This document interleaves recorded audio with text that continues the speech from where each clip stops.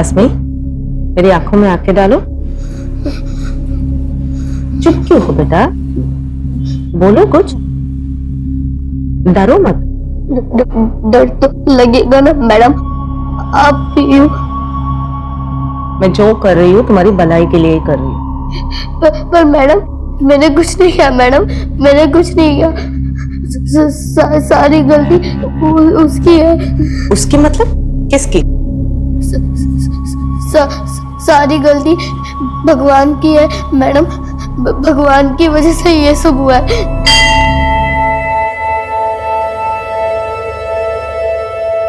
ऐसे क्या देख रहे हो बिना पलक झुककर? आपसे नहीं मांगूंगी तो किससे मांगूंगी? जवाब तो कभी दोगे नहीं, लेकिन जो मांगा है वो तो देना पड़ेगा ना। धमकी नहीं दे दी हूं, प्रार्थना करी हूं, सुननी तो पड़ेगी। 40 आके 25 दिन पूरे हो गए, बस 15 बाकी है। अब आपको मेरी दादी को भी ठीक करना है और हमें अमीर भी बनाना है।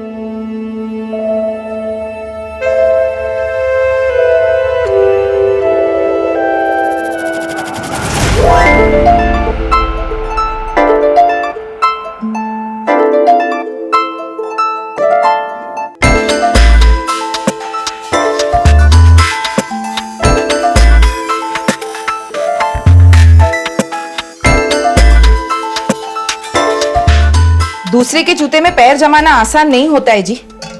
आपकी पुरानी वाली नौकरी ही अच्छी थी, आप उसके कहे पर मत जाइए, अपने हालात के हिसाब से चलिए कौशल जी। मैंने सब हिसाब लगा लिया है फरीदा। तरक्की का पहाड़ चढ़ना है तो जूते भी उसी हिसाब से पहनने पड़ेंगे।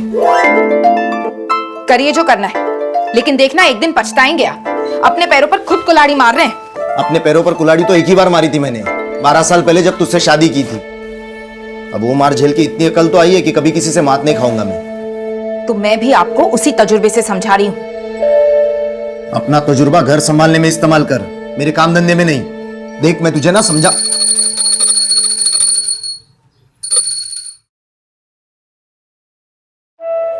अरे अस्मी, सुबह से कहाँ गायब थी? अब शक्ल दिखा रही है। क्या अस्मी सुबह से बाहर थी और तुम्हें कोई फिक्र ही नहीं है? खेलने गई थी। और आपको कब से पड़ी है अस्मी की? घर आके ये तक तो पूछा नहीं कहाँ है वो। टेंशन मत लो, आ गई आपकी जुबान। बोलो क्या चाहिए? कुछ नहीं चाहिए? अच्छा हाँ दादी, हमारा मिशन जल्दी पूरा होने वाला है। 25 हो गए, बस 15 बाकी है। वो भी गए तो सबका भला। क्या खुसर फुसर चल रही है? कुछ नहीं अम्मा।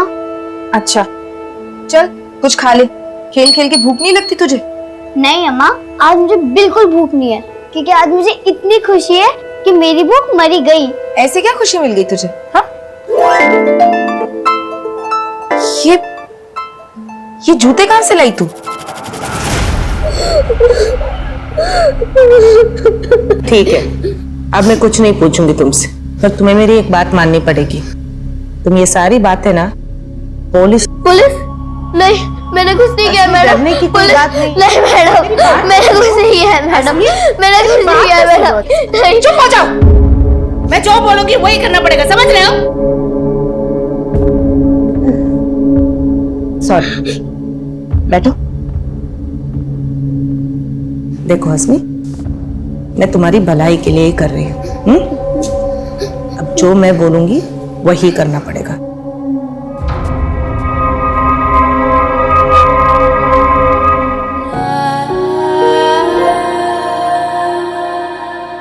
नमस्कार, आदाब। क्राइम पेट्रोल सतर्क के ब्लैक हेडलाइंस अध्याय के आज के एपिसोड में आप सबका स्वागत है। कहते हैं कि बच्चों का मन गीली मिट्टी के समान होता है।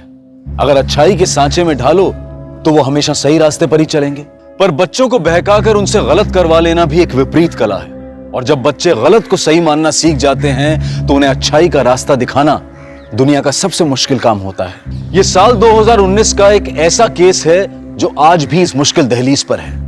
आप सोच रहे होंगे कि उस कमरे में एक बच्ची और उस महिला के बीच में ऐसा क्या चल रहा होगा जो हमें और हमारे बच्चों को ऐसी परिस्थितियों से बचने के लिए सतर्क कर सकता है। दरअसल वहां 11 वर्षीय अस्मी का काउंसलिंग सेशन चल रहा था और उस काउंसलिंग के बाद जो सामने आया उसने सिर्फ स्कूल अथॉरिटीज को ही नहीं बल्कि पूरे देश को अचंभे में डाल दिया था। देखो, हमारे बीच में जो भी बातें हुई वो अभी किसी से मत डिस्कस करना। मैं अभी आती हूँ।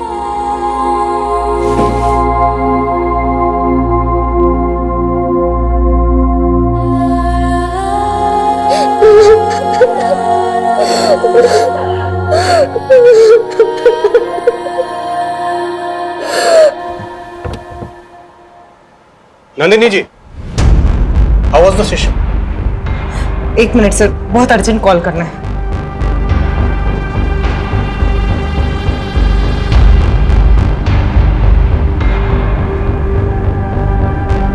मैं एलएनसी पब्लिक स्कूल में रेगुलर सेशंस करती हूँ। आज एक बच्ची का काउंसलिंग कर रही थी अस्मी। जब काउंसलिंग कर रही थी, जो सच्चाई पता चला उससे मैं दंग रह गई।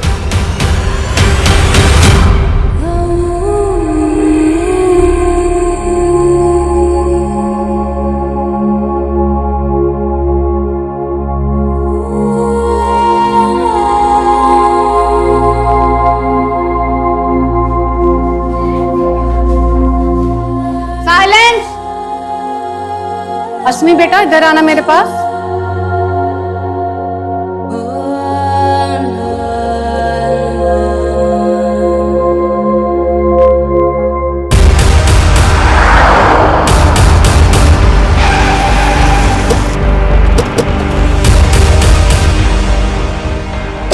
हेलो सर, मैं नंदिनी सुरवाना। मैंने ही आपको फोन किया था। वो बच्ची अस्मी कहाँ है? अब वो अपने क्लासरूम में है सर। मैंने उसको समझा दिया कि वो किसी से कुछ ना कहे। मैंने स्कूल अथॉरिटीज को भी कुछ नहीं बोला है। एक्चुअली मुझे लगता है अथॉरिटीज में ही कोई कल्प्रिट हो सकता है। पूरे अथॉरिटीज में? जी, कोई एक नहीं है सर। अस्मी बोल रही थी उसके ऊपर 25 से भी ज्यादा लोगों ने शोषण किए। व्हाट? छोटी बच्ची पर 25 से ज्यादा लोगों ने शोषण किया? जी। जैसे आपकी चॉइस है, ठीक वैसा ही फ्लैट है हमारे पास, और वो भी एकदम प्राइम लोकेशन पे। सॉरी सेठ। आप लोग एक बार जाकर के वो फ्लैट देख लीजिए, है ना? कौशल जी। इनको वो कुतुब नगर वाला फ्लैट दिखा दो। जी सेठ। अगर आप लोगों को पसंद आ जाता है तो आगे की बात। सॉरी सेठ, घर से बार बार फोन आ रहा है। हेलो, तुझे कितनी बार बताया मुझे परेशान मत किया कर काम के वक्त। अरे सुनिए तो, अस्मी के स्कूल से फोन आया था आपको और मुझे तुरंत वहां बुलाया है। तुरंत बुलाया है? कहीं अस्मी ने फिर से कोई शरारत कर दी क्या?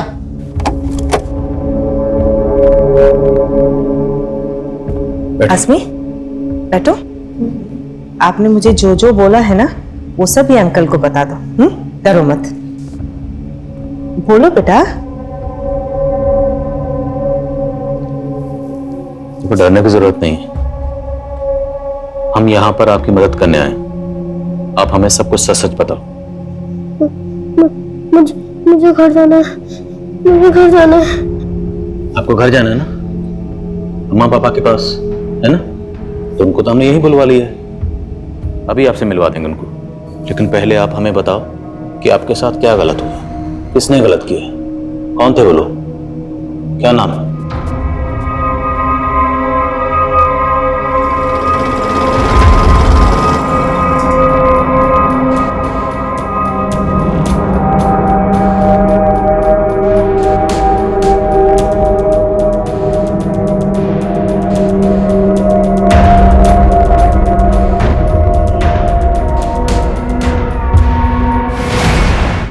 अस्मी अपने बयान से मुकर चुकी थी, लेकिन काउंसलर नंदिनी पूरे यकीन के साथ कह रही थी कि अस्मी का शोषण हुआ था। आखिर क्या वजह थी कि अस्मी अपने बयान से मुकर रही थी? अगर नंदिनी की बातों में सच्चाई थी तो यह केस वाकई में बहुत गंभीर था। ऐसे में पुलिस ने इस मामले में बहुत ही संवेदनशीलता के साथ तहकीकात करने का फैसला किया।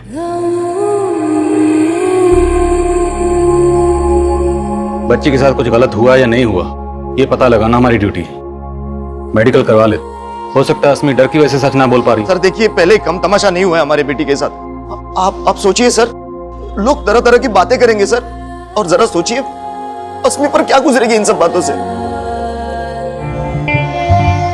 ठीक है कौशल, आप अस्मी को घर ले जा सकते हैं। जी सर।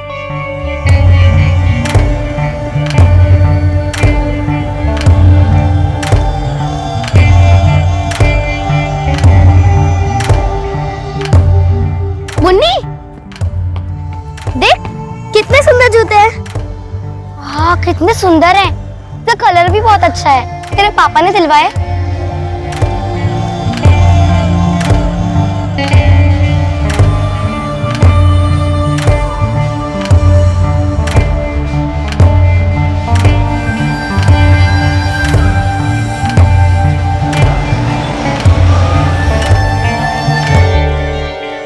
क्या सोच रहे हैं सर?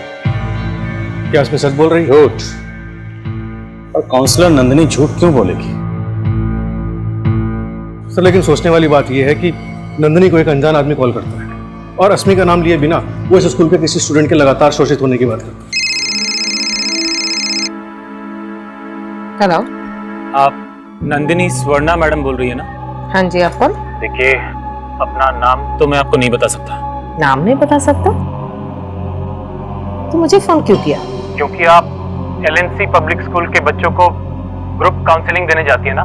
उस ग्रुप में एक बच्ची ऐसी भी है जिसका काफी लंबे टाइम से शोषण हो रहा है। क्या? किस बच्चे के बारे में बात कर रहे हो आप? अब ये तो आपको ही पता लगाना होगा मैडम। हेलो। और सर, नंदिनी इतने सारे स्टूडेंट्स में सिर्फ अस्मी को फिगर आउट करती है। पिछले सेशन में मैंने एक टॉपिक डिस्कस की थी, गुड टच और बैड टच। याद है आप सबको? अच्छा, आज तक उस सेशन के बाद किसी ने बैड टच महसूस किया है?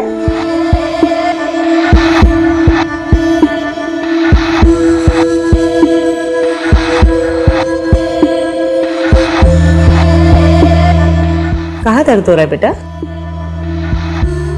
दर्द? नहीं मैडम, मुझे कोई दर्द नहीं हो रहा। तो हो सकता है नंदिनी को कोई गलतफहमी हुई हो। तुम कहना चाहते हो कि किसी कॉलर ने नंदिनी को फोन करके ये बताया कि आपके स्कूल की किसी बच्ची का शोषण हो रहा है और नंदिनी को ये गलतफहमी हो गई कि वो बच्ची अस्मी है, जबकि हो सकता है कि वो बच्ची इसी स्कूल की कोई दूसरी बच्ची हो सकता है सर।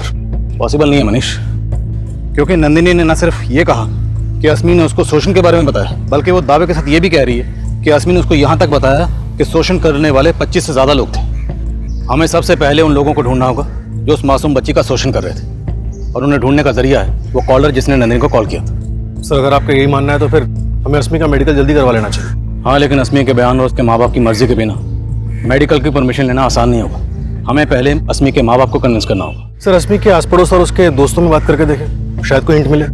पता कर मनीष, अभी तक इस बात के बारे में स्कूल के प्रिंसिपल, नंदिनी और अस्मी के माँ बाप के अलावा किसी को नहीं पता। बच्ची का मामला है तो जो भी करो थोड़ा एहतियात के साथ। Right sir. अस्मी, अब रोने से क्या होगा? ऐसे तो ये सब हुआ नहीं होगा। तूने उस मैडम को क्या बोला जो उसने इतना बड़ा हंगामा खड़ा कर दिया? अम्मा, वो मैडम बहुत चालाक है, मुझे भूल बोल कर परेशान कर दिया। अरे पर तूने उस मैडम को बोला क्या? बोल। पापा, मैंने उस मैडम को कुछ नहीं बोला। हाँ। वो झूठ बोल रही थी। अम्मा मालूम है तुमको भी सब कुछ जानना है, लेकिन अभी तुम्हारी घंटी का जवाब देने की हालत में नहीं है हम। हाँ बेटा तुम। अरे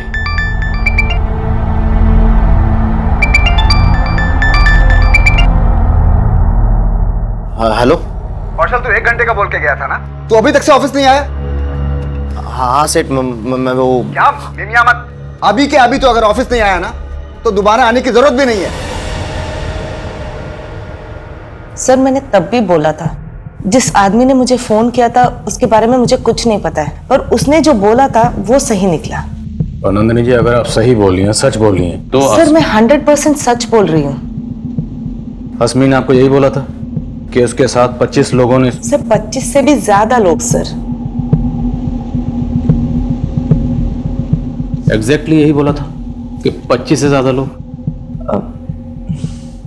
नहीं, वो उसने कुछ ऐसा बोला था कि उसके साथ कई लोगों ने गलत कर चुके हैं। उसने बोला कई लोग गलत चुके? जी। तो आपको ये कैसे लगा कि फिर 25 लोग हो सकते हैं, उससे ज्यादा लोग हो सकते हैं? सर वो बात करते वक्त कुछ 25 करके बोली, फिर चुप हो गई, तो मैंने अंदाजा लगाया।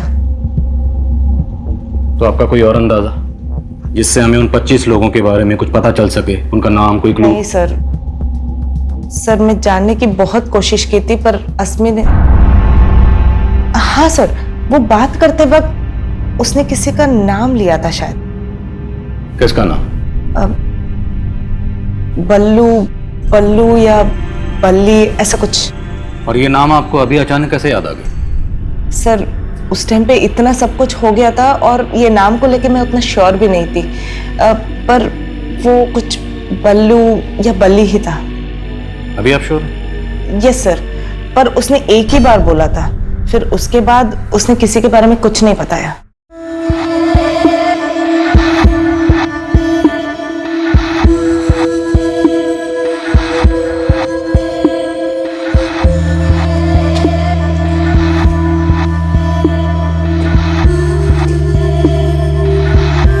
अरे मुन्नी,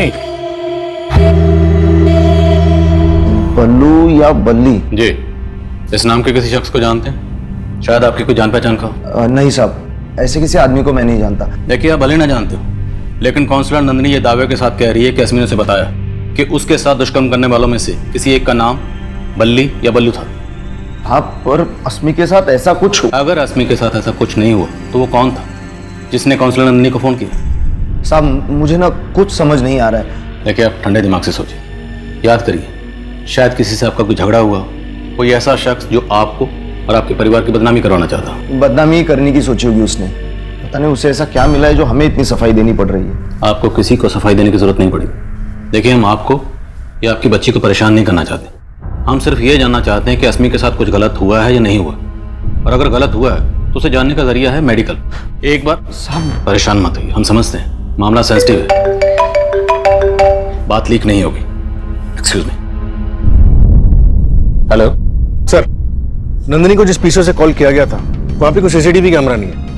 आसपास पूछताछ करने पे भी पता नहीं चल रहा है कि वो आदमी कौन हो सकता है जिसने नंदिनी को कॉल किया था। और अस्मी के फादर को भी इस बारे में कोई अंदाजा नहीं है, लेकिन ये कॉलर जो भी होगा ये अस्मी का शुभचिंतक होगा जो अस्मी के बारे में सब कुछ जानता होगा। तो अगर शुभचिंतक ही था तो फिर नंदिनी को उसने अपना नाम क्यों नहीं बताया?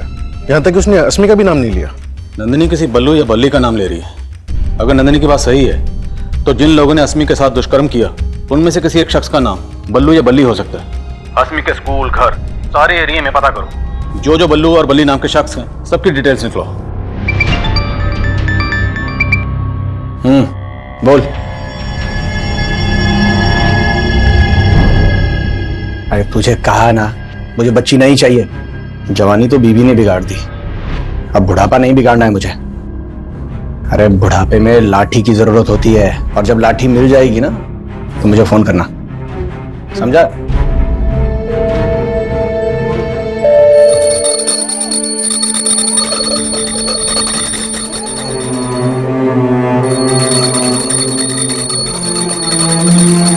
अम्मा, सिर्फ आप ही नहीं है अस्मी की फिक्र करने को, मैं भी उसकी अम्मा हूं। ये देखिए, सॉरी लिख कर गई है। अब क्या मतलब निकालूं मैं इसका? सॉरी अम्मा, ये अस्मी के ही लिखे हुए शब्द थे, पर वो उन्हें जुबान क्यों नहीं दे पाई? आखिर क्या चल रहा होगा उस मासूम के जहन में? और सॉरी तो पछतावे का प्रतीक होता है, तो फिर अस्मी को किस बात का पछतावा था? नंदिनी के मुताबिक अस्मी के साथ दुष्कर्म किया जा रहा था, और अगर यह सच था तो क्या एक पीड़िता खुद को कोस रही थी? और अगर नहीं तो फिर उस सॉरी अम्मा के पीछे उस बच्ची के भाव क्या थे? इस केस को डील करना पुलिस के लिए बिल्कुल आसान नहीं था, और फिलहाल वो नंदिनी द्वारा बताए उस आदमी को ढूंढ रहे थे जिसका नाम बल्लू या शायद बल्ली था।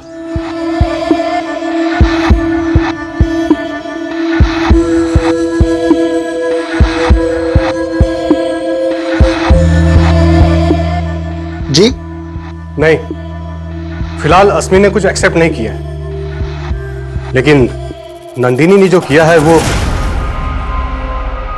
एक मिनट, चाय।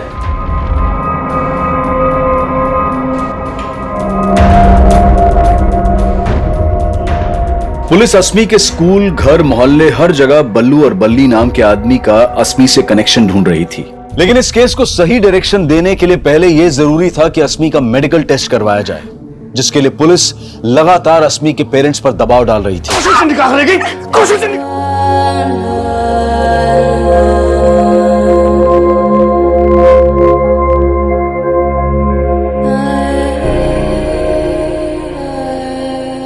अभी हम कभी पीछे मुड़ के नहीं देखेंगे फरीदा। हम साथ मिलके ये घर बसाएंगे अपने होने वाले बच्चों के साथ। क्या सोच रही हो? वही सोच रही हूँ जो पिछले 12 सालों से मेरा कलेजा काट रहा है। क्यों देखे थे हमने वो सपने? वो सपने नहीं होते तो हस्बी। देखो, जो बीत गया उसे याद करके हम आज नहीं बदल सकते। हर अंजाम के बाद एक नई शुरुआत करनी पड़ती है। हिम्मत से काम लो। पुलिस हमारे और अस्मी के साथ है। अस्मी का मेडिकल करवा लेते हैं। कहते हैं कि पुराने जख्म भले ही भर जाएं, लेकिन उसके निशान नहीं मिटते। और अस्मी के केस में भी उसके माता पिता फरीदा और कौशल के पुराने जख्मों के निशान पुलिस के सामने आने वाले थे। सर, फिलहाल ऐसा कोई बल्लू या बल्ली नहीं मिला है जिसका अस्मी के साथ कोई कनेक्शन हो, लेकिन कौशल के पड़ोसियों से खबरी ने एक इन्फॉर्मेशन निकाली। फिर उसी स्त्री वाले ने बताया कि एक आदमी अस्मी, फरीदा और कौशल के बारे में पूछ रहा था। भाई साहब, ये लड़की वही है ना जिसके माँ बाप अलग अलग धर्म से हैं? वो आदमी कौन हो सकता है, फिलहाल इसका कोई लीड नहीं मिला। हो सकता है कि वो नंदिनी को कॉल करने वाला कॉलर हो या फिर अस्मी के साथ दुष्कर्म करने वाला।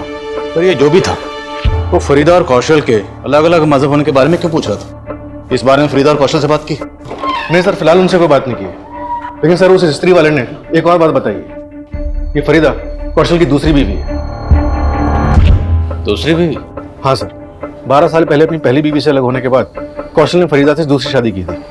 हम उसकी पहली बीवी का पता लगा रहे हैं सर। और मनीष, इन सब बातों का अस्मी के साथ हुए दुष्कर्म से क्या ताल्लुक हो सकता है? सर, हो सकता है सर, अस्मी के फादर का फोन आया था। वो अस्मी का मेडिकल करवाने के लिए तैयार है। सर, अस्मी सेक्सुअली एक्टिव है, वो भी काफी लंबे टाइम से। बच्ची का इतने अरसे से शोषण हो रहा है और वो लगातार झूठ बोल रही है। आखिर अस्मी की चुप्पी की वजह क्या है? आपको कुछ तो अंदाजा होगा, किसी पर तो शक होगा आपको। साहब, कुछ समझ में नहीं आ रहा। कौन होगा जिसने हमारे बच्चे के साथ ये सब? आपके घर के बाहर जो गणेश है स्त्री वाला, कुछ दिन पहले वहां एक आदमी आपकी बेटी अस्मी के बारे में पूछ रहा था।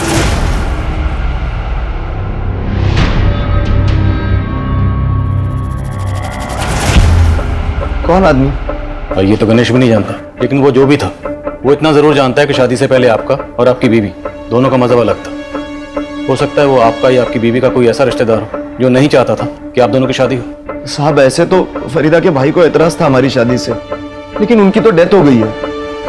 और आपकी पहली बीवी, उसे कोई एतराज नहीं था, आप उसे छोड़ के फरीदा से शादी कर रहे थे। साहब, सरिता से मैं डिवोर्स ले चुका हूँ।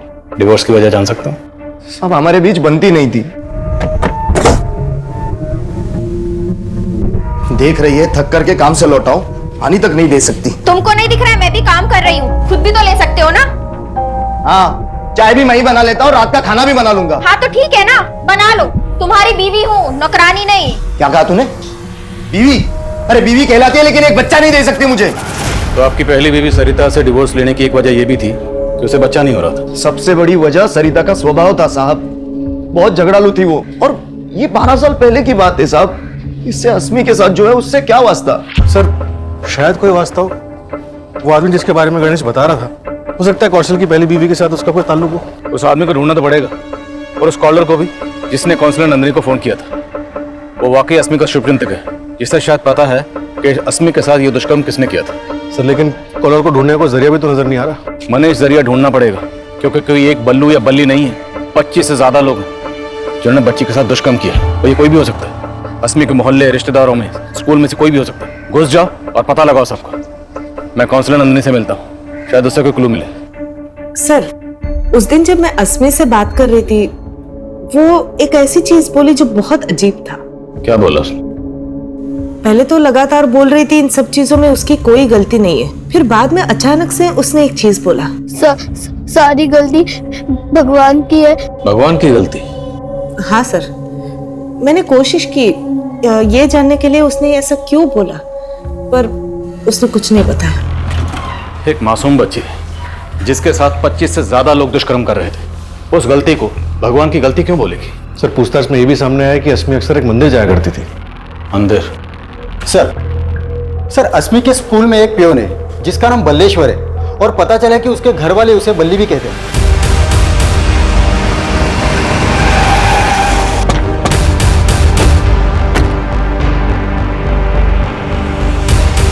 हाँ सर, घर पे मुझे बल्ली कह के बुलाते हैं, लेकिन जो आप सोच रहे हैं वो गलत सोच रहे हैं सर। सही क्या तू बोल? तेरे डर की वजह से अस्मी चुप है ना? सर आप गलत सोच रहे हैं, मैं वो नहीं। सही बोल रहा है, क्योंकि तू अकेला नहीं था, तेरे साथ और भी बहुत लोग थे। कौन थे बोलो? मुझे क्या पता साहब, मैं बेकसूर हूँ सर। ऐसे नहीं माने भाई, लेके जा। चल। व्हाट? आपके स्कूल की एक बच्ची का शोषण हो रहा है और लंबे अरसे से हो रहा है, लेकिन आपको कोई आइडिया नहीं कौन रिस्पॉन्सिबल है। देखिए सर, हम अपने स्टूडेंट के सिक्योरिटी का पूरा ख्याल रखते हैं, हमें उनकी प्रॉब्लम पता है, इसलिए तो हम उनको रेगुलर काउंसलिंग करवाते हैं। लेकिन सर आप जो कह रहे हैं वो सुन के तो मैं खुद हैरान हूँ। हाँ सर जी, अस्मी आया करती थी पहले यहाँ, और तो अब वो यहाँ आने के लिए 40 भी रखती थी। 40 आके 25 दिन पूरे हो गए, बस 15 बाकी है। अब आपको मेरी दादी को भी ठीक करना है और हमें अमीर भी बनाना है। फिर अचानक से उसने यहाँ आना छोड़ दिया। यहाँ आना छोड़ने की कोई और वजह तो नहीं है पुजारी जी? कोई और वजह? मैं कुछ समझा नहीं साहब। उस बच्ची का एक लंबे समय से शोषण हो रहा था, जिसका दोषी वो भगवान को मानती है। कहीं उसके दोषी का आपसे या फिर यहाँ पे रहने वाले किसी और से कोई लेने देना तो नहीं है? ये कैसी बात आप कर रहे हैं? यहाँ पर ऐसा कोई नहीं है, और ये भगवान का घर है। भगवान का घर है तो कौन है जिसको वो दोषी बता रही है? सर अस्मी को देख के मुझे कभी ऐसा नहीं लगा कि उसके साथ कुछ ऐसा हुआ होगा। आपको नहीं लगा होगा, लेकिन कोई तो होगा जिसको इस बारे में पता होगा। सर अब ये मैं कैसे बता सकती हूँ?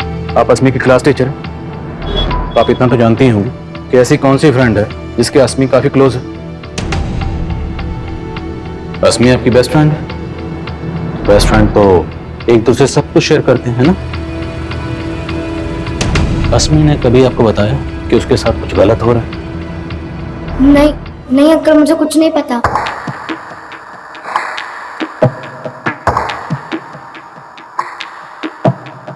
मुझे शक है ये मुन्नी जरूर कुछ छुपा रही है। पता करो मेरा शक कितना सही है। Okay sir. देखते ही देखते खबर चारों तरफ फैल गई।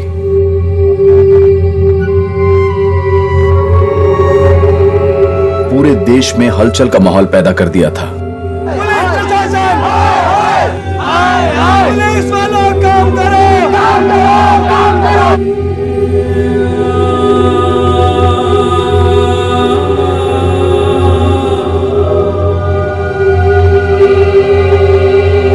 लेकिन सवाल यह था कि इतना सब सहने के बावजूद अस्मी चुप क्यों थी? और वो कॉलर कौन था जिसको पुलिस अस्मी का शुभचिंतक मान रही थी? और अगर वो शुभचिंतक था तो फिर वो सामने क्यों नहीं आ रहा था? देखिए, अपना नाम तो मैं आपको नहीं बता सकता। और वो कौन था जिसके बारे में गणेश ने बताया था? इन सभी कड़ियों को जोड़ने के लिए पुलिस अब कौशल की पहली बीवी सरिता से भी मिलना चाहती थी।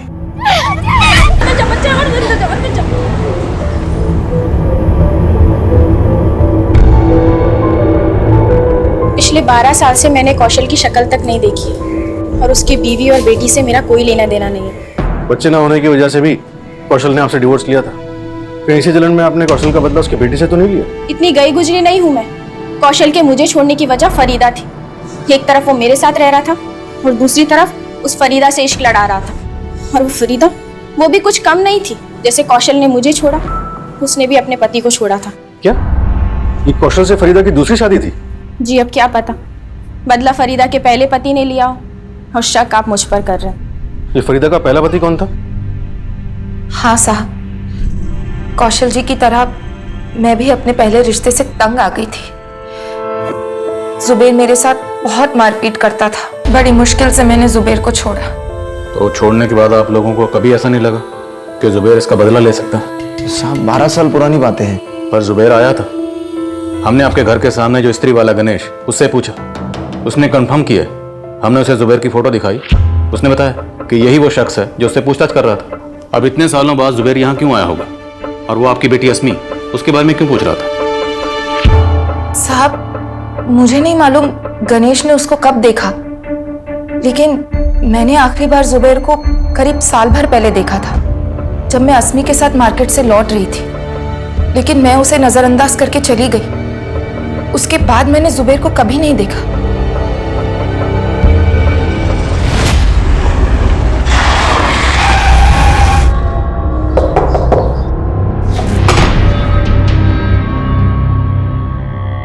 जी सर, वहाँ तो मैं अपने काम से गया था, मुझे तो पता भी नहीं था फरीदा वहाँ रहती है। अचानक मेरी नजर उस पर पड़ी, लेकिन तू फिर भी वहाँ गया? सर मैंने कहा ना, मैं काम के सिलसिले में वहाँ बार बार जाता रहता हूँ। अगली बार जब गया तो मैंने उस लड़की को देखा, तो मैंने उसके बारे में पूछ लिया। सिर्फ पूछा ही नहीं, तूने कौशल और फरीदा से बदला लेने के लिए उनकी बेटी अस्मी के साथ दुष्कर्म करने का प्लान भी बनाया। कैसी बात कर रहे हैं सर? जिस दुष्कर्म का इल्जाम आप मुझ पर लगा रहे हैं, कौशल तो उसे मेरी बेटी समझता है। तेरी बेटी? हाँ सर, अगर उसमें बच्चा पैदा करने की हिम्मत होती ना तो पहली बीवी से कर लेता। सर आप बेकार का इल्जाम मुझ पर लगा रहे हैं सर। मैं तो आज भी अनाथ का बाप बनके बच्चा गोद लेने की कोशिश कर रहा हूँ। साहब, कौशल जी ने कभी ऐसा शक नहीं किया मुझ पर। अब तो मुझे भी पक्का लग रहा है कि जुबैर हमसे बदला लेने के लिए ऐसी बातें कर रहा है। वही है, जुबैर हमको घुमा तो नहीं रहा? उठा के तोड़े सर उसे, हो सकता है। सर अस्मी की फ्रेंड मुन्नी के बारे में हमने पता किया। मुन्नी का उसके फादर के अलावा कोई नहीं है। और सर कुछ दिन पहले तक अस्मी मुन्नी के घर में आया जाया करती थी, लेकिन अभी नहीं आती। तुम कहना चाहते हो कि मुन्नी अगर कुछ छुपा रही है तो अपने फादर की वजह से छुपा रही है? मैं स्कूल जाऊंगी तो पुलिस अंकल फिर से वही सवाल पूछेंगे, इसलिए अब मैं स्कूल ही नहीं जाऊंगी पापा। नहीं मुन्नी, तुम स्कूल जाना नहीं छोड़ सकती। तुम्हें डरना नहीं है, हिम्मत से काम लेना है, समझी?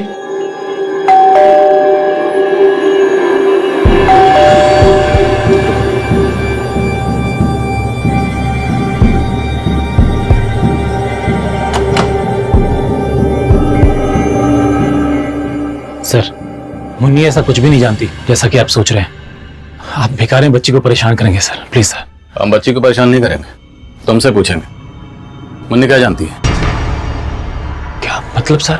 बच्ची के दुष्कर्म का केस, और वो बच्ची यहाँ अक्सर आती जाती थी, तो तुम पर भी शक करेंगे ना? क्या क्या बोल रहे सर आप? कैसी बात कर रहे हैं सर? मैंने खुद वो काउंसलर मैडम को अस्मी के बारे में बताया। तो काउंसलर को फोन तुमने किया था?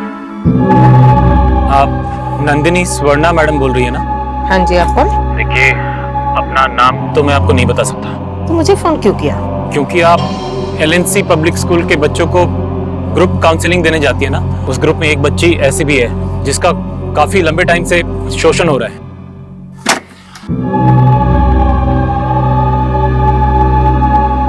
मैंने जानबूझ के अपना नाम नहीं बताया था क्योंकि मुझे लगा वो सब बातें उठेंगी तो फिर मुन्नी को भी आपके सवालों के जवाब देने होंगे सर। इसका बुरा असर पड़ता उस पर। मैं नहीं चाहता था सर।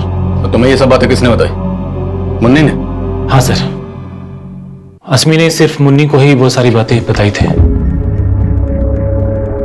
अंकल रश्मि मेरी बेस्ट फ्रेंड है, लेकिन एक बार मेरी उससे खट्टी हो गई थी। मुन्नी देख कितने सुंदर जूते हैं।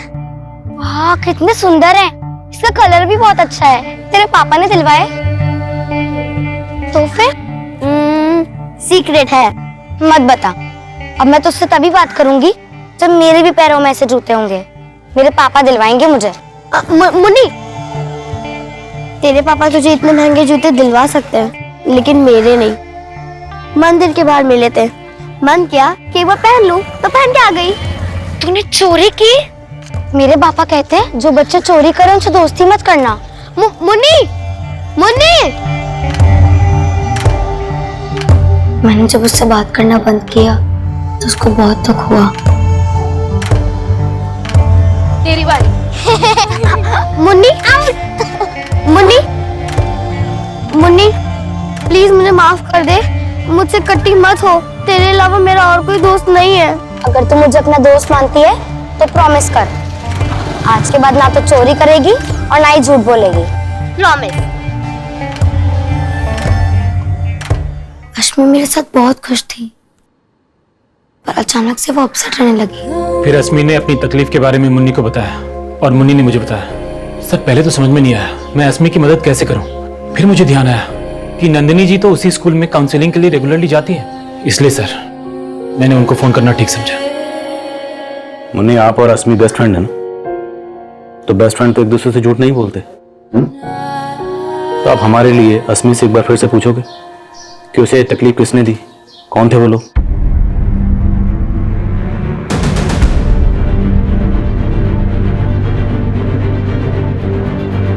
अस्मी ने इतनी सी उम्र में क्या कुछ नहीं झेला, ये सोचकर किसी की भी रूह कांप जाए।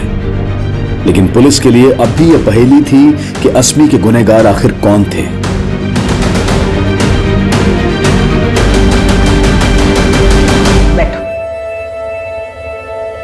मैडम, आप मुझे यहाँ पर क्यों लेकर आई है? आप मुझे पनिश करने वाली हैं? नहीं अस्मी, मैं आपको पनिश नहीं कर रही हूँ। मुझे आपसे कुछ बात करनी है। आपके बाद बाकी बच्चों से भी बात करूंगी, और आपसे पहले, क्योंकि आप स्पेशल हो। मैं स्पेशल हूँ? इसीलिए तो बुलाया है। अच्छा, अभी एक गेम खेलेंगे। रेडी? ठीक है, मैं जो भी क्वेश्चन पूछती हूँ उसका फटाफट जवाब देना है। दोगे? आपका फेवरेट क्या है, चॉकलेट या आइसक्रीम? चॉकलेट। डैडी या मम्मी? अम्मा। Favourite person? दादी। वेरी गुड, ये गेम में तो आप जीत गए। अभी हम दूसरा गेम खेलते हैं। मैं जो बोलती हूँ वो करना पड़ेगा, करोगे? अच्छा, अभी आप हाथ लेके जाके कान खींचो। हाँ। कान खींचते हो तो अस्मी को कहाँ दर्द होता है? कान में। नाक खींचते हो तो कहाँ दर्द होता है? नाक में। और खांसते हो तो कहाँ दर्द होता है? तो ये दर्द कहीं उस बैड टच की वजह से तो नहीं है, जिसके बारे में मैंने पिछले क्लास में सारे बच्चों को बताया था? नहीं मैडम। यस भी और नो भी। मतलब ये दर्द उस बैड टच की वजह से है, पर आप मुझे बताने से डर रहे हो, है ना?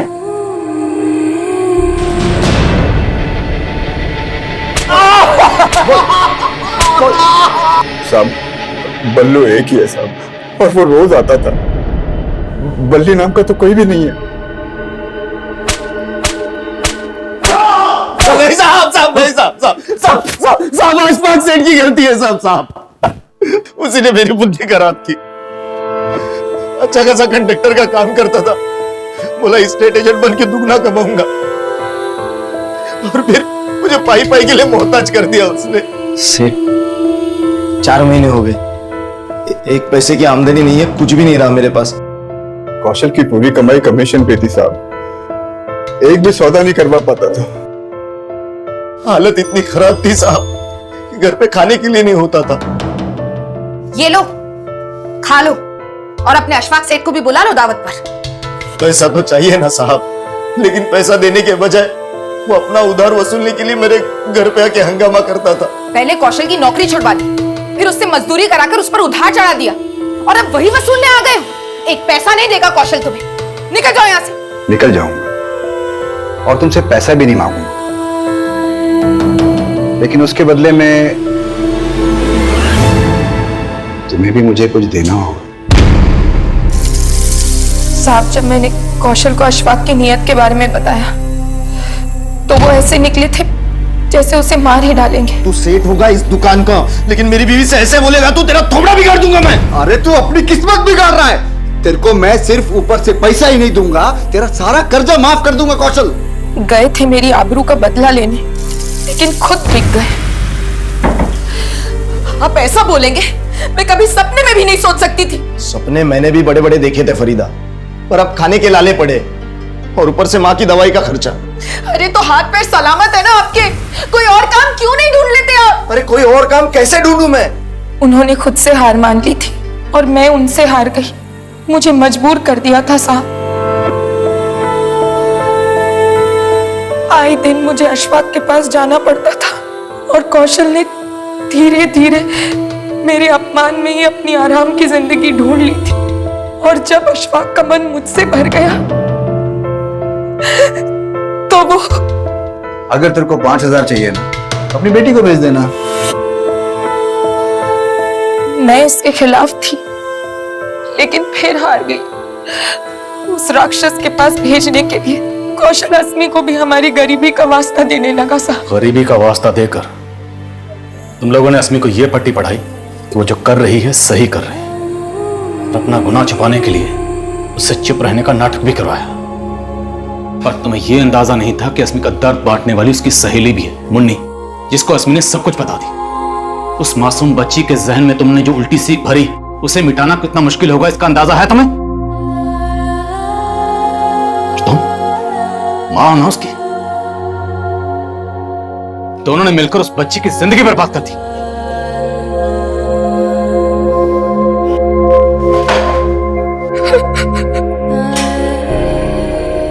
ऐसे दुष्कर्मों से जुड़े केसेस को लेकर हम सालों से अफसोस जता रहे हैं, कभी कैंडल मार्च निकालकर तो कभी धरना देकर। हम ऐसे घिनौने आरोपियों को सख्त से सख्त सजा दिलवाने की मांग करते हैं और अदालत भी ऐसे आरोपियों के प्रति कड़ा रुख अपनाती है, लेकिन फिर भी ऐसे अपराध रुकने का नाम नहीं ले रहे हैं। लेकिन इस केस का सबसे हैरान कर देने वाला पहलू यह है कि जिस गुनाह के लिए अस्मी के माता पिता को सजा मिलने वाली है, उस गुनाह को अस्मी उनका गुनाह नहीं बल्कि अपनी जिम्मेदारी समझ रही है। उसका सॉरी अम्मा लिखने का भाव भी यह था कि वो मासूम समझ रही थी कि वो सारी बातें सबके सामने लाकर उसने अपने पेरेंट्स का भरोसा तोड़ा है, इसलिए वो सॉरी फील करती है। अब सोचे कि उस बच्ची को समझाना क्या आसान होगा कि उसके माता पिता उससे कुछ भी सही नहीं करवा रहे थे। और मान लीजिए कि अगर एक उम्र के बाद उसको एहसास होता भी है कि उसके माँ बाप उसका शोषण कर रहे थे, तो उसके दिल पर क्या गुजरेगी। बचपन में जब कुछ एक गलत शुरुआत से शुरू होता है तो उसे फिर से सही और नई शुरुआत दे पाना हमेशा मुश्किल होता है। जिंदगी और मौत के बीच बस एक सांस की दूरी होती है, या ये कहें कि एक गोली की दूरी। अभी सांस है, अभी नहीं। यही हुआ था दिल्ली से सटे नोएडा में इसी साल कुछ ही महीनों पहले। दिन दहाड़े खुली सड़क पर कुछ लोगों की निर्ममता से हत्या की गई। पूरा शहर सन रह गया, मानो उस खून से सने चिथड़े हर गली हर मोहल्ले में जा गिरे हों। नमस्कार, आदाब। क्राइम पेट्रोल सतर्क के ब्लैक हेडलाइंस के अध्याय के आज के एपिसोड में आप सबका स्वागत है।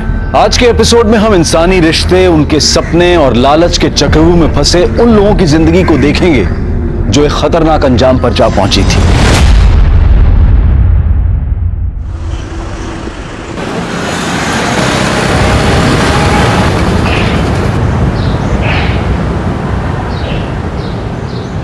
अम्मा, ये लो आपका आटा। अरे बेटा, बहुत जल्दी आ गया। चक्की में भीड़ नहीं थी क्या? अम्मा, अपने लिए कैसी भीड़? हम जहाँ खड़े होते चक्की की लाइन वहीं शुरू हो जाती है। टीवी ज्यादा मत देखा कर, माथा खराब होने लगा है तेरा। मार, अब ज्ञान देना शुरू मत करो यार। अच्छा ये सब छोड़, जल्दी से हाथ मुंह धो ले, मैं तेरे लिए गरम गरम फुलके डालती हूँ, तुझे बहुत पसंद है ना? हाँ ठीक है।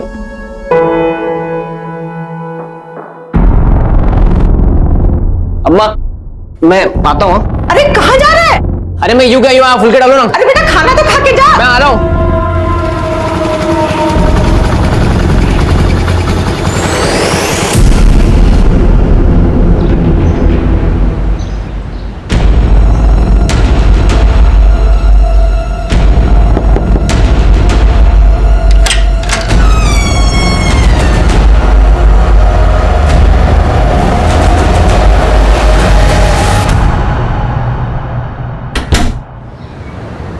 एक्शन।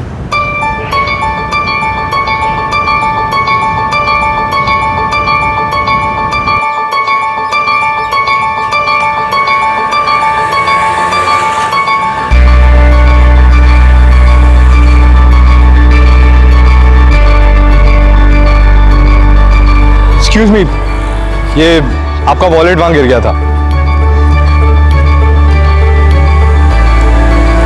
अंकल, माँ के ऑपरेशन के ना 10,000 रुपये चाहिए, कहीं से अरेंज करा दो। माँ का ऑपरेशन नहीं हुआ, माँ मर जाएगी। अरे वाह रोहित, बहुत कमाल का वीडियो बनाया है। Thank you. वैसे कुछ तो बात जरूर है तुममें, तभी तो तुम्हारे सोशल मीडिया में लाखों में फॉलोअर्स हैं। ऐसी इंस्पिरेशनल वीडियोस बनाकर टिंग टोंग का स्टार बनाऊं मैं ना इसको अभी ऐप पर डाल देता हूँ, तो ये कल तक वायरल भी हो जाएगी। और उस पे पहला लाइक और कमेंट मेरा ही होगा। अच्छा मैं निकलता हूँ, फिर मैं बाद में आता हूँ। बाय, मैं निकलता हूँ। अच्छा ठीक है।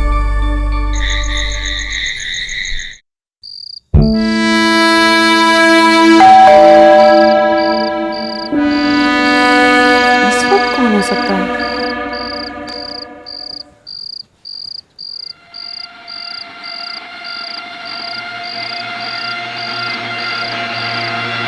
कौन है?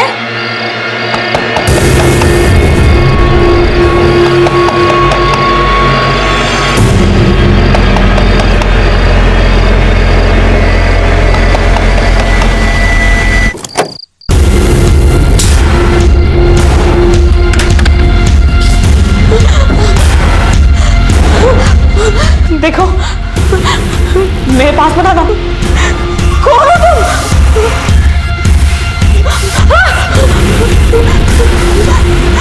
प्लीज छोड़ दो मुझे, प्लीज मुझे छोड़ दो।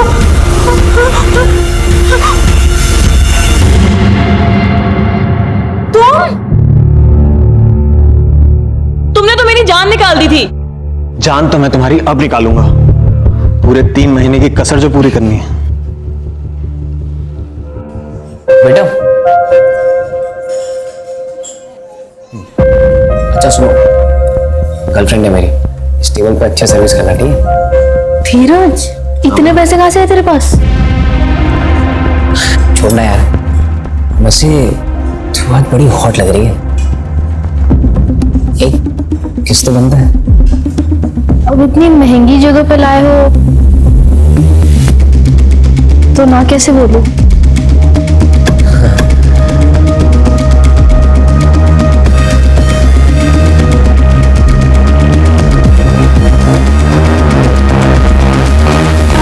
बस बस, सारी कसर तुम्हें आज ही पूरी करनी है क्या?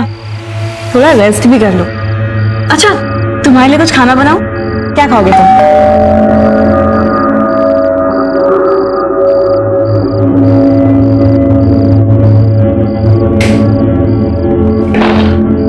अरे भगत, तू? भैया, आपका फोन लग क्यों नहीं रहा है? मैडम आपसे बात करना चाहती है। अरे यार, बैटरी खत्म हो गई, ला दे। हेलो, क्या बात है, जब से बीवी के पास गए हैं हमें भूलने लगे हैं। अरे तुम्हें भूल सकता हूँ क्या? तुम तो मेरी जान हो। अच्छा विवेक, अब जब नोएडा पहुंच ही गए हो तो अपने यूपी, दिल्ली, हरियाणा के सारे काम निपटा लो और फिर आ जाओ यहाँ अपनी जन्नत गोवा में पूरे 2 महीने के लिए। क्या कहते हो? तुम्हारा आदेश सर आंखों पे। Bye, good night, love you.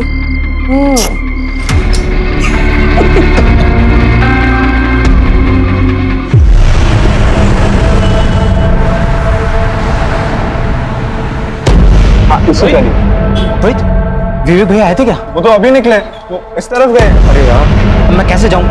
उनका फोन भी नहीं लग रहा। मेरी बाइक ले जाओ ना, हेलमेट भी है उस पे। चलो, चाबी।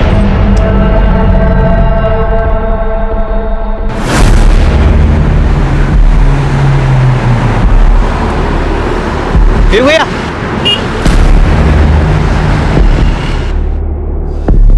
क्या हुआ भगत? भैया, ठाकुर अभी अभी निकला है।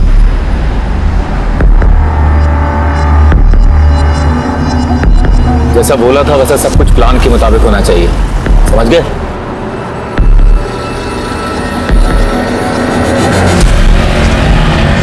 पतंग का बोला उसको, आगे मोड़ पे खड़ा है।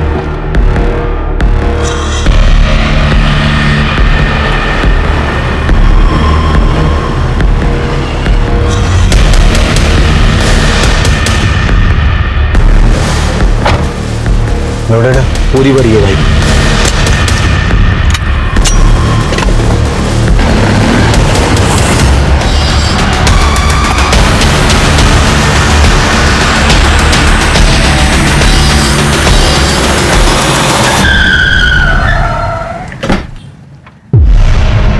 बाहर निकल, बाहर निकल।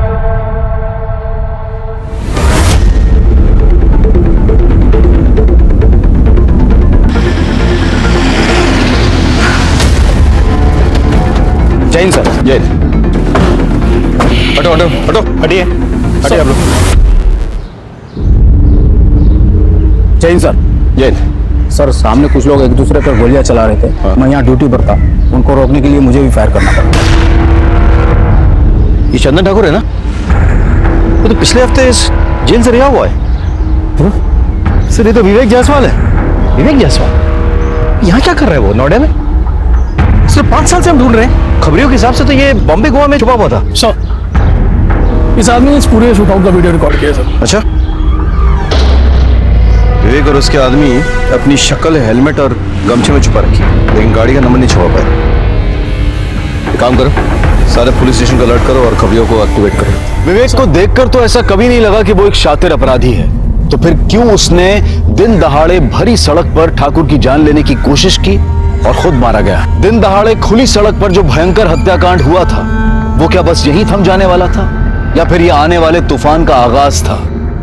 और कितनों का खून बहने वाला था, और कितनों के परिवार उजड़ने वाले थे।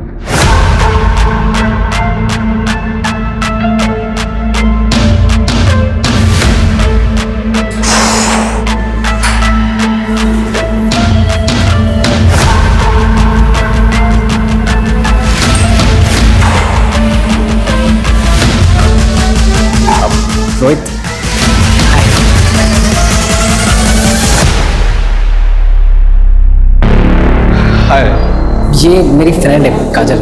हाय काजल। हाय, मैं आपकी बहुत बड़ी फैन हूँ। Thank you so much. So Dheeraj, she is your normal friend और स्पेशल फ्रेंड? स्पेशल फ्रेंड मतलब मेरी गर्लफ्रेंड है भाई। I thought so. देखिए, मैं आपकी तरह वीडियोस भी बनाती हूँ। Sure sure.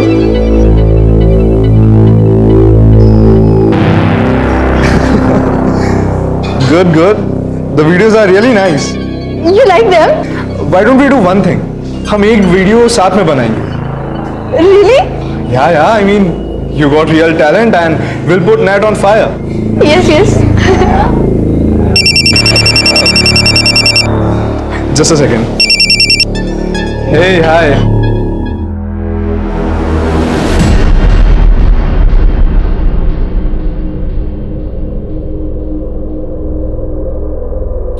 क्या हुआ? सब ठीक है ना? No, I'm fine. अच्छा, I'll leave. I'll see you guys later. Bye bye.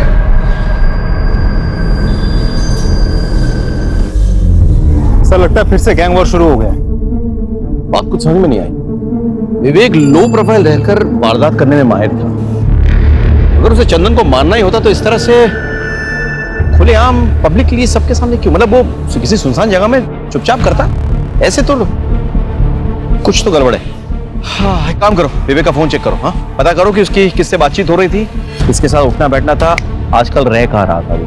5 साल से गायब था वो, अभी कहाँ रह रहा था वो? शायद वहां पे कुछ सुराग मिल जाए। तब तक मैं उनके बाप से मिलके आता हूँ। सर, इन लोगों का बाप कौन है? सरताज।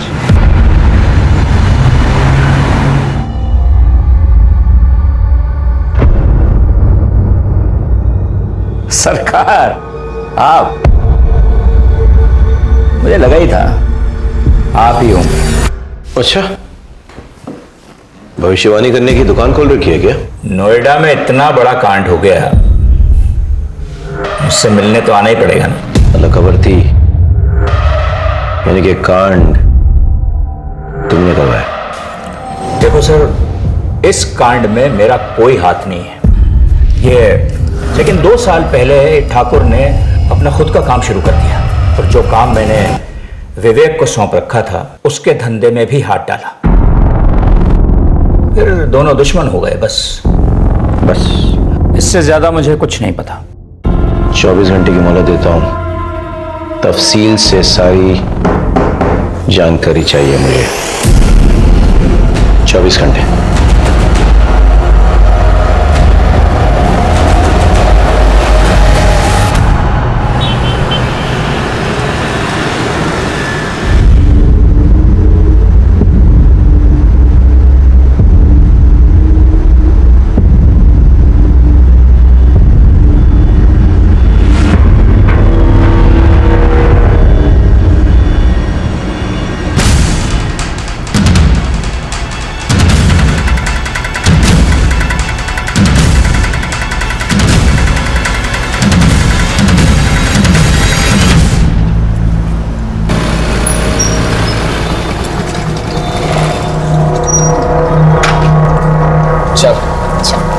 कल मिलते, ठीक है? यहाँ क्या छुपा रहा है? कोई सरप्राइज है? ये कुछ नहीं है। तू मेरा अलावा किसी और से डेट कर रहा है ना? उसी के लिए लेना है गिफ्ट? तू पागल हो गई है क्या? तो दिक्कत क्या है? दिखा ना। काजल से दिखा ना, ऐसा कुछ नहीं है मेरे पास।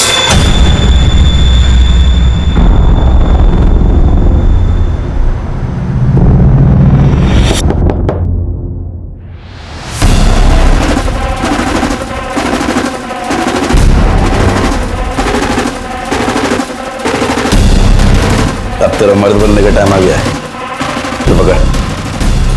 अरे मर्दानगी मुबारक हो।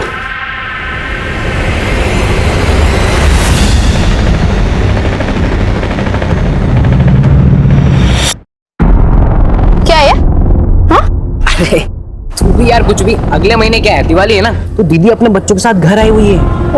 और अम्मा ने अपने भांजों के लिए कुछ खिलौना खरीदने के लिए गया है, तो बस वही हमने यही खरीदा है। मैं तो डरा ही दिया था। एक सेकंड, तुझे क्या लगा ये असली है? हाँ।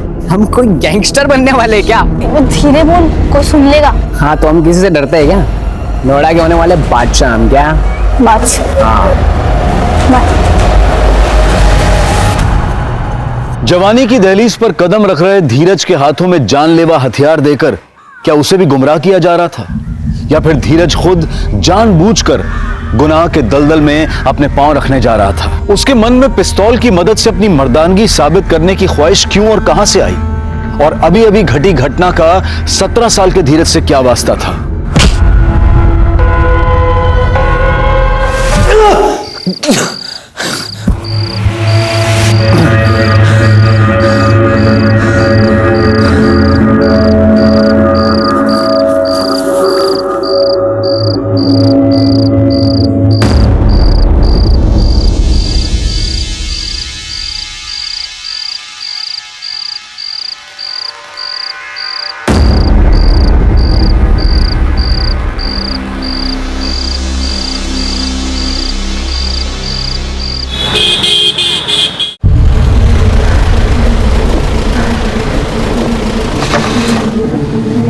सर, विवेक जायसवाल के कॉल रिकॉर्ड्स।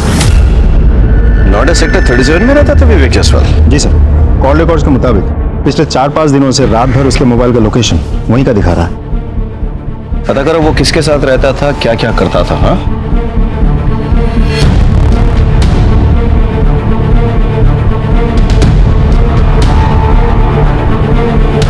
इस घर में जो आदमी रहता था उसके साथ कोई और भी रहता था?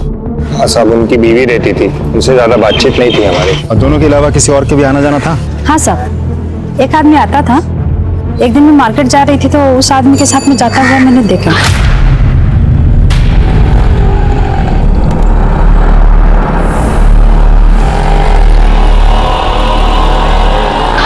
आप उस आदमी का स्केच बनवा सकती हैं? हाँ जी साहब। ठीक, हम एक स्केच आर्टिस्ट को बुलाते हैं, आप उस आदमी का हुलिया उसे बता देना। हाँ जी सर, आपसे एक इंटरेस्टिंग इंफॉर्मेशन शेयर करनी है। बोलो। जो आदमी विवेक की गैर मौजूदगी में भी उसके घर जाता था और जिसका आना जाना विवेक की बाद भी कुछ ज्यादा ही बढ़ गया था, पहचाना? भगत? ये तो विवेक का राइट हैंड मैन है। सर, इसे पैरोल मिली थी और ये भाग गया था। इंटरेस्टिंग। भगत? एक मिनट। हाँ विनय बोलो। सर, सेक्टर 2 हत्याकांड में जिस कार का इस्तेमाल हुआ था उसकी डिटेल्स हमें आरटीओ ऑफिस से मिल गई है। वो कार किसी भगत के नाम पर रजिस्टर्ड है। भगत को ढूंढना जरूरी है। अच्छा, उसका मोबाइल नंबर रजिस्टर्ड है क्या? नहीं सर। बाइक के बारे में कुछ पता चला? सर, बाइक के बारे में अभी भी जानकारी हम निकाल रहे हैं सर, अभी आरटीओ ऑफिस में ही है। ठीक है, ठीक है, ओके, कैरी ऑन। भगत को ढूंढना बहुत जरूरी है।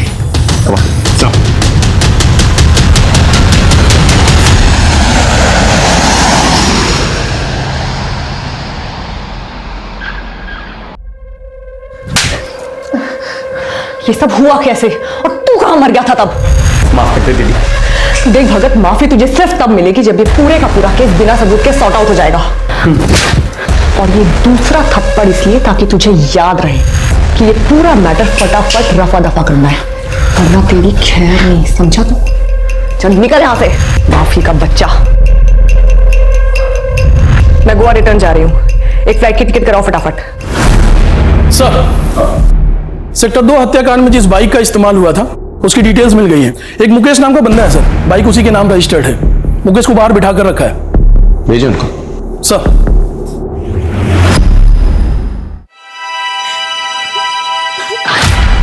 तुमने तो मेरी जान निकाल दी थी। जान तो मैं तुम्हारी अब निकालूंगा, पूरे 3 महीने की कसर जो पूरी करनी है।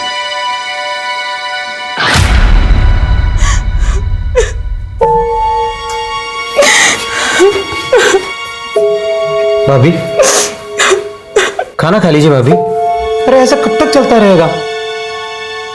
अगर ऐसे चलता रहा तो ये खूबसूरत चेहरा मुरझा जाएगा। अब किसके लिए अपनी खूबसूरती बचा कर रखूं? जिसके लिए सजती संवरती थी वो तो हमेशा के लिए छिन गया मेरे से। सर, ये मुकेश और ये सुरेश है सर, ये दोनों फोटो स्टेट की दुकान चलाते हैं।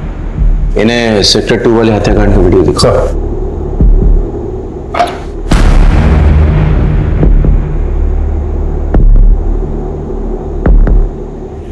इस बाइक को पहचानते हो? जी, ये तो मेरी बाइक है और हेलमेट भी मेरा ही है। और हेलमेट के अंदर सर मैं नहीं हूँ। तुम नहीं हो तो फिर तुम हो? नहीं सर, भगवान कसम मुझे तो बाइक चलानी भी नहीं आती सर। तो फिर कौन है? तो ये है ना? नहीं साहब, मुझे स्लिप डिस्क है, बाइक चलाने से दर्द बढ़ता है और सुरेश को तो बाइक चलाना आता ही नहीं। तो मैंने बाइक अपने दोस्त को दी थी। अच्छा, तो तुम्हारे गैंग में एक और मेंबर है? हमारी कोई गैंग नहीं है सर। अच्छा चल, कोई गैंग नहीं है, दोस्त है। कौन है दोस्त? रोहित।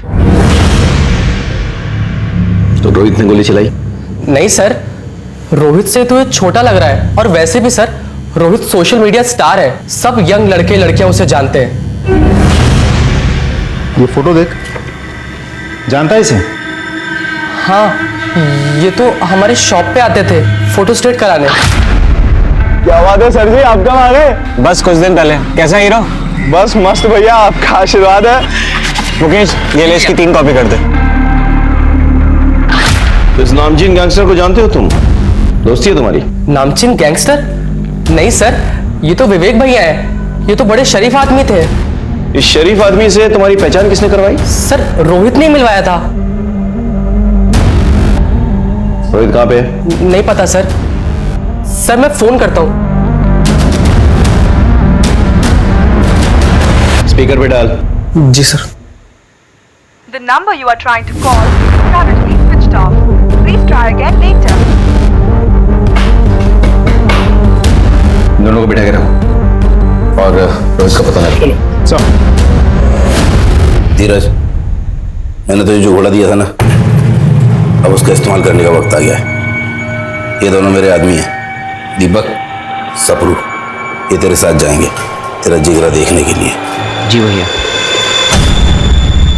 सर, और उसका सेक्टर 2 हत्याकांड में सर जिस बाइक का इस्तेमाल हुआ था, वो बाइक गोल मंदिर के पीछे एक दुकान है उसके सामने से मिल गई है। ये उस दुकान की सीसीटीवी फुटेज है सर।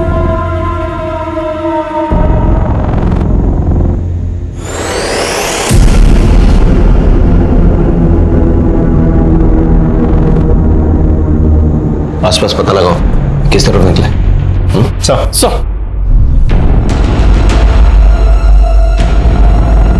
सुनिए जरा, इस आदमी को देखा है? हाँ सर, ये आदमी यहाँ पर आया था, मुझे लेके वहाँ से एक बंगले में गया, वहाँ से एक मैडम लिए, सेक्टर नंबर 10 में लोग को छोड़ेंगे। तुम्हें इतना सब कुछ कैसे याद है? सर वो मैडम बहुत रो रही थी, इसीलिए मुझे याद है। अभिषेक,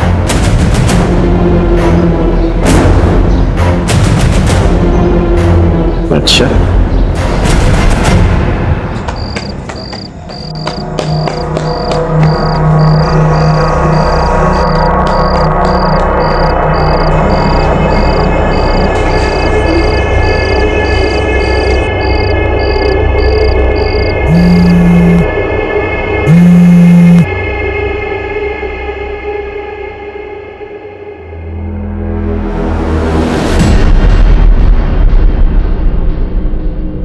hello. Okay okay, no problem, मैं अभी आती हूँ। हाँ हेलो अंकल, वो आपकी दुकान पे ना मेरी पर्स रह गई है, घर की चाबी भी उसी में है। माँ जगराते गई है, घर देर से लौटेगी, अब घर कैसे जाऊँ समझ ही नहीं आ रहा। नहीं आपको यहाँ आने की कोई जरूरत नहीं है, मैं आती हूँ ना, मैं आपके घर आके दुकान की चाबी ले लूंगी, दुकान से अपनी पर्स लेके आपको चाबी लौटा दूंगी। हाँ हाँ okay okay, thank you uncle. मासूम काजल घर पे होने के बावजूद झूठ बोल रही थी। क्या वो इस केस से जुड़ी किसी बात को छुपा रही थी या किसी नए अपराध का खुद शिकार बन रही थी? मामला दिन ब दिन बिगड़ता जा रहा था। रागनी,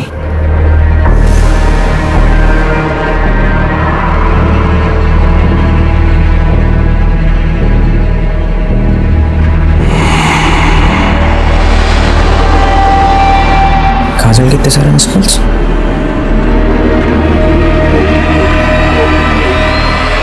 हाँ काजल,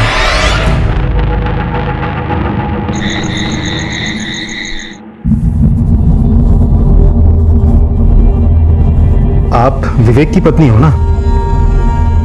जी। किसने बांध कर रखा था आपको ऐसे यहाँ? भगत ने।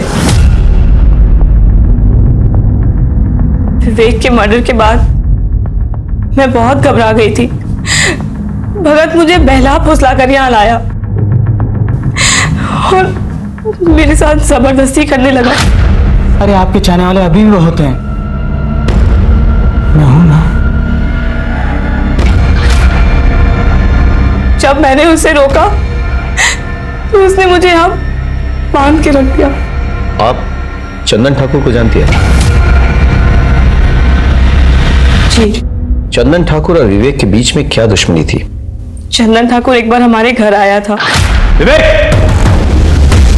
चले इधर। ये जाओ उधर। विवेक! कौन है आप लोग? अरे बाहर निकल। ये घर में कैसे घुसा है? बाहर निकलिए, चलिए बाहर निकलिए। विवेक कहाँ है? आप लोग पहले घर से बाहर निकलिए। जैसे जितना पूछ रहे उतना जवाब दो। विवेक कहाँ है? वो इस वक्त घर पे नहीं है, आप लोग घर से बाहर निकलिए फौरन। विवेक के साथ फेरे क्या पड़े? बहुत जुबान चलने लगी तेरी। हाँ? देखो अपनी औकात में रह, समझी?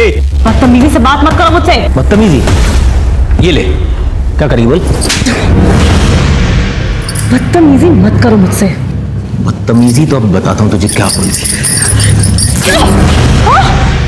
इसे कहते हैं बदतमीजी, समझी? और विवेक आया तो कह देना कि तेरे तो कपड़े फाड़े हैं, उसे पूरा चीर दूंगा, समझी?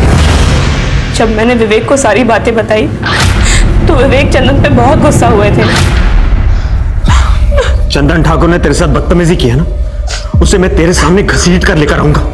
तेरे पैरों पे गिर के वो नाक रगड़ के माफी मांगेगा। विवेक मुझसे बहुत प्यार करते थे। वो तो बस यही चाहते थे कि चंदन को मेरे सामने लेकर आए। चिंता मत करो, चंदन का मर्डर करके मैं एक और गैंगवार नहीं शुरू करूंगा, लेकिन उसको उसके किए की सजा मिलनी चाहिए, तभी मेरे मन को शांति मिलेगी। तुम सच कह रहे हो ना? तुम्हारी कसम। I am pregnant. क्या? ये बात तुमने मुझे पहले क्यों नहीं बताई? मैं बस यूं गया और यूं आया। तुम फिक्र मत करो, चंदन ठाकुर पहले तुमसे माफी मांगेगा, फिर हम सेलिब्रेट करेंगे।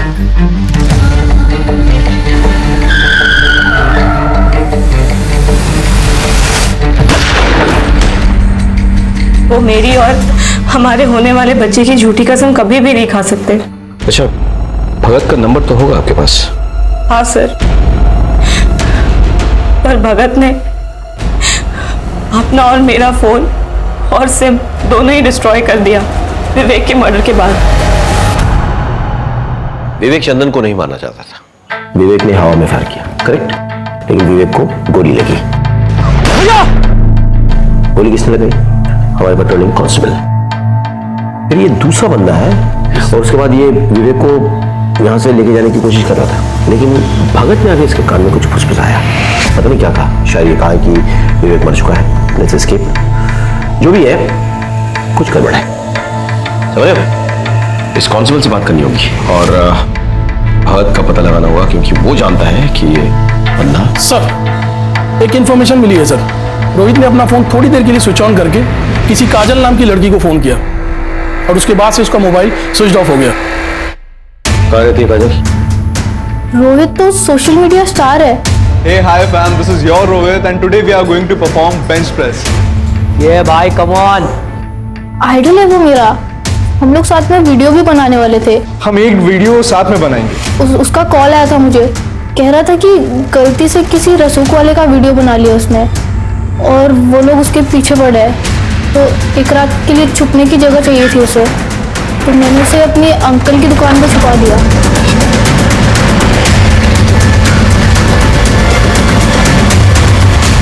कौन से? ये दुकान है? शटर खोलो।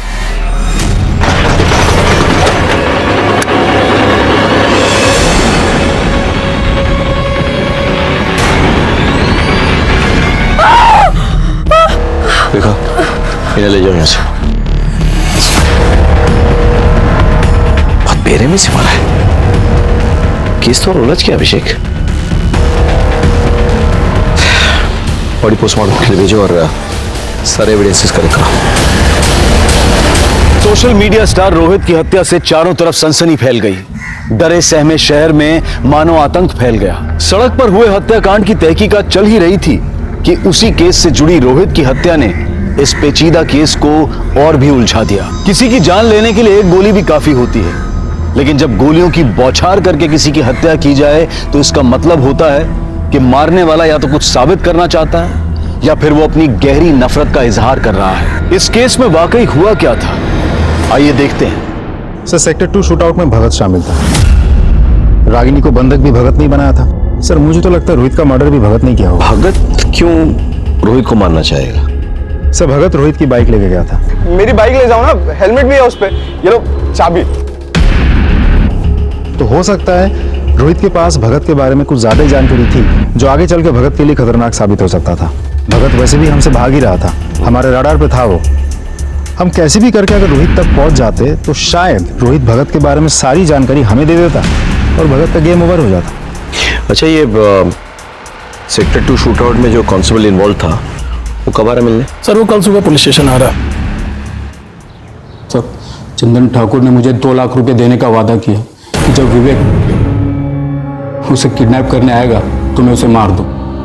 और सर, जब वो विवेक उसे किडनैप करने आया, उसने पहले हवा में फायर किया और मैंने मौका पाते ही विवेक पे गोलियां दाग दी और ऑन द स्पॉट मर गया।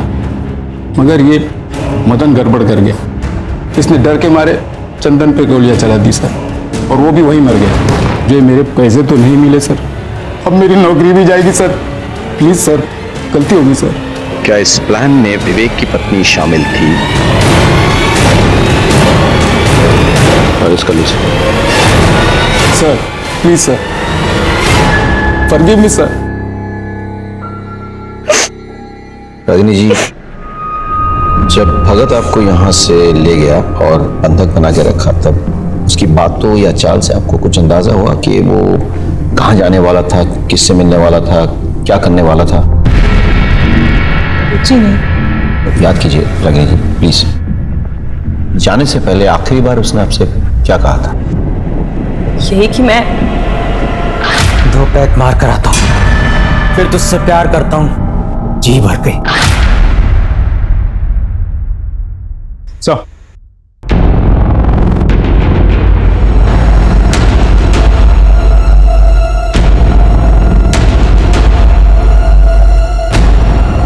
इस आदमी को देखा है?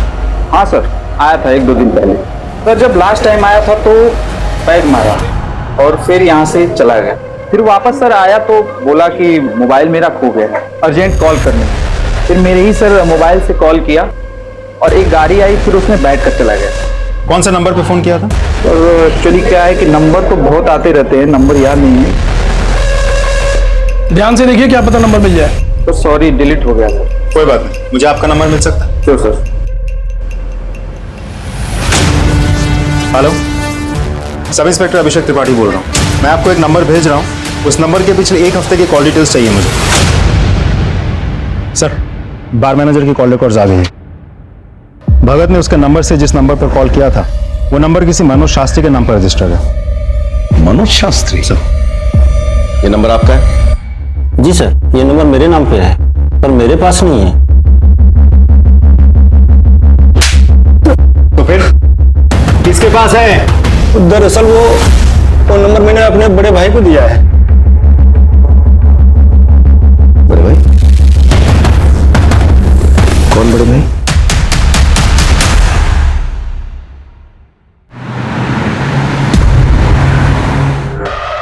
ग्रेटर नोएडा के पास जो गोडाउन्स हैं, उसमें गोडाउन नंबर 3 के पीछे एक छोटी सी रोड जाती है।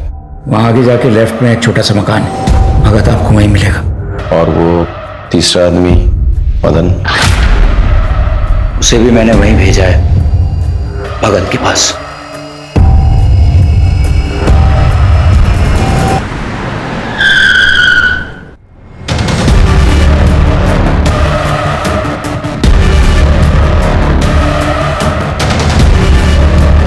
ए भगत, पुलिस!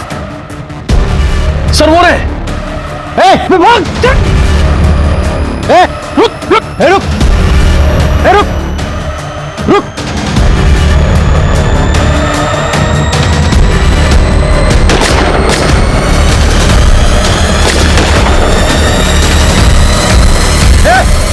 रुक जा!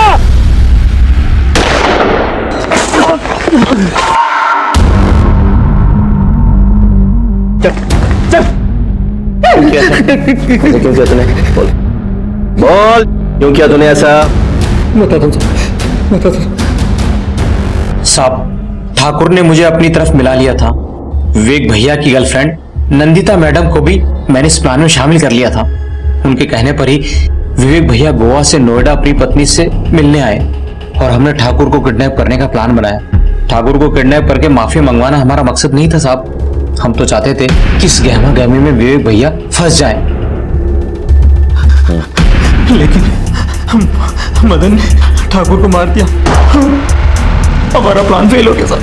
कहाँ मिलेंगी नंदिता? नंदिता कहाँ मिलेगी? गोवा में आरामबोली बीच के पास। गोवा पुलिस से कांटेक्ट करो, नंदिता को अरेस्ट करने का इंतजाम करो। सब अब बताओ, रोहित को क्यों मारा? नहीं साहब, मैंने रोहित को नहीं मारा। मैं रोहित को क्यों मारूंगा साहब? अभी भी छिपा रहा है? हाँ, और पिटेगा? बोल, रोहित को क्यों मारा, कैसे मारा, किसकी मदद से मारा, बोल। साहब आपको सब कुछ तो बता दिया। अगर मैं रोहित को मारता तो वो भी बता देता ना साहब। भगवान का मैंने रोहित को नहीं मारा साहब। क्या इस प्लान में विवेक की पत्नी शामिल थी? नहीं सर, वो तो सीधी सादी औरत है।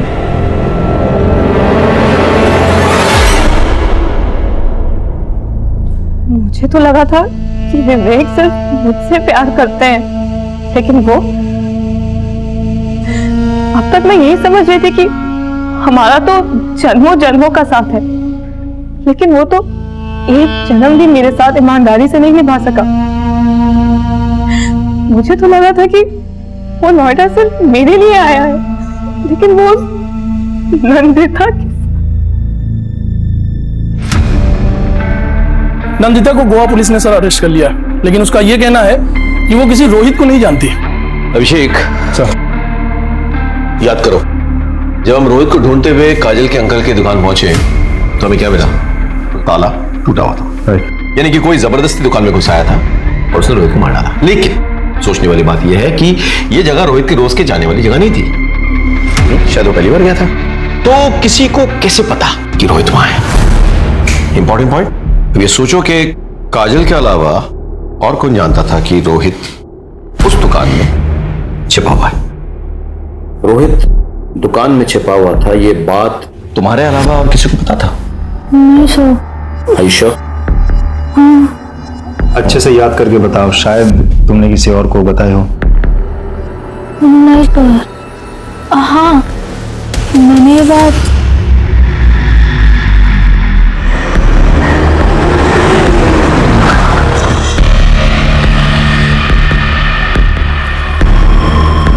धीरज, तुमसे कुछ पूछताछ करनी है हमें।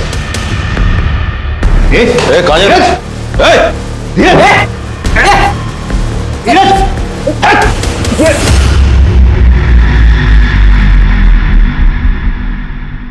सर मैं सच बताता हूँ, मुझे माफ कर दीजिए सर। मैं बस दबंग बनना चाहता था। क्यों? क्योंकि गली मोहल्ले में आते जाते लोग मुझे परेशान करते थे सर, मेरा मजाक उड़ाते थे और मैं कुछ नहीं कर पाता था। फिर मैंने एक दिन मनदीप भैया को देखा,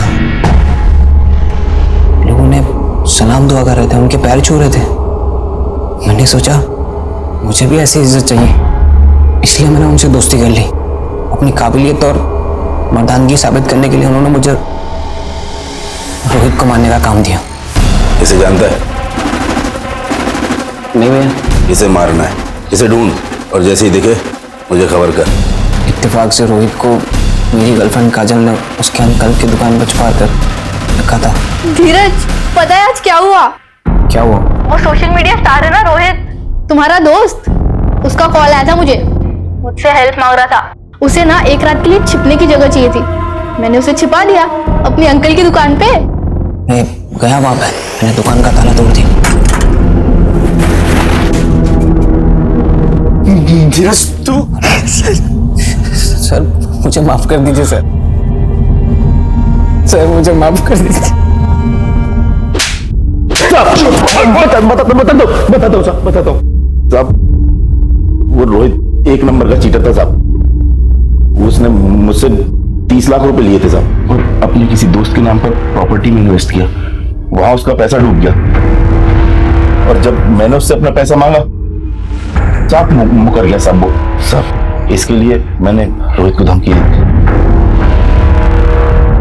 तो रोहित ने सरताज भाई और विवेक से प्रोटेक्शन लिया, लेकिन मैं घात लगाए बैठा हुआ था। शूट आउट में विवेक की मौत हुई, फिर उसे बचाने वाला कोई नहीं था साहब। और धीरज भी काफी दिनों से मेरे पीछे पड़ा हुआ था कि मुझे दबंग बनना है। मैंने सोचा कि जब पराई लाठी से सांप मरता है तो अपनी लाठी का इस्तेमाल करने की क्या जरूरत। अब मैंने धीरज को बोल दिया कि तू मार दे रोहित को। तुझे तो मैं ऐसी सजा दिलवाऊंगा, कोई भी कमीना कभी भी मासूमों को अपराध की राह पर डालने से पहले 10 बार सोचेगा।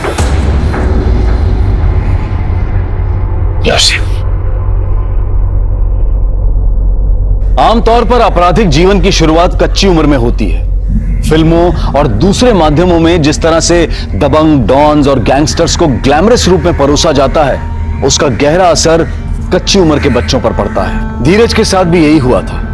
काश उसकी मां अपने लाडले की चाल ढाल में आए बदलाव को समझकर उसे रोक पाती, तो आज धीरज गुनहगार नहीं बनता। वहीं दूसरी तरफ सोशल मीडिया स्टार रोहित ने पहले तो पेशेवर अपराधियों से 30 लाख रुपए लिए, और जब उसे लौटाने का मौका आया तो उसने एक दूसरे बड़े डॉन से लेनदारों के खिलाफ प्रोटेक्शन ले लिया, बिना ये सोचे समझे कि ये गैंगस्टर्स और ये सो कॉल्ड डॉन्स जब खुद अपने आप को हमेशा के लिए कानून से नहीं बचा कर रख सकते हैं तो किसी और की सुरक्षा क्या करेंगे। और अंत में वही हुआ। रोहित, धीरज और मनदीप के गुंडों की गोलियों का निशाना बना। अपने घरों में अपने बच्चों की संगत पर नजर रखें, उनके चाल चलन में आ रहे बदलाव को अनदेखा ना करें, और अपने घर में, अपने समाज में ऐसा वातावरण बनाएं कि इनकी अगली पीढ़ी के आदर्श वाकई में आदर्श व्यक्ति हो। अब मैं अनूप सोनी आपसे विदा लेता हूं। फिर मुलाकात होगी क्राइम पेट्रोल सतर्क के ब्लैक हेडलाइंस अध्याय में एक और नए केस के साथ। और याद रखें, क्राइम और आपके बीच में सिर्फ इतना फर्क है कि आप कितने सतर्क हैं। सतर्क रहें, सुरक्षित रहें। जय हिंद। इस तरह के और भी एपिसोड देखने के लिए हमारे चैनल को सब्सक्राइब करें और बेल आइकन दबाना ना भूलें।